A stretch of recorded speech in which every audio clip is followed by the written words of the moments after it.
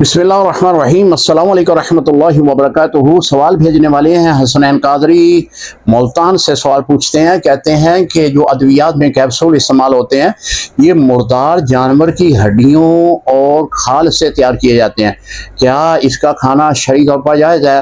जी, अगर वाकई इसका प्लाटन और अज्जा हराम जानवर यानी मुर्दा जानवर के हैं जिनको ज़बह नहीं किया गया तो फिर तो इसका खाना जायज़ नहीं है, क्योंकि अल्लाह ताला ने कुरान पाक में फरमाया है कि मुर्दा जानवर तुम पर हराम करार दिया है। नबी अलैहिस्सलाम की हदीस मुबारक है, आपने फरमाया कि जो हराम चीज़ है उसमें शिफा नहीं है।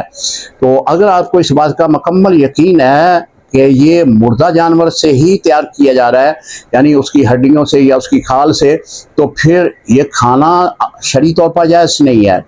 अगर शक है तो शक के ऊपर फतवा नहीं है, आप फिर इस्तेमाल कर सकते हैं।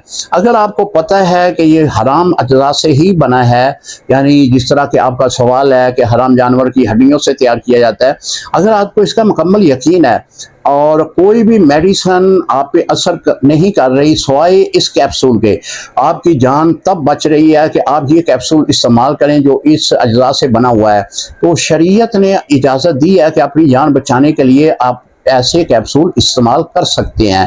अस्सलामु अलैकुम रहमतुल्लाहि व बरकातुहू।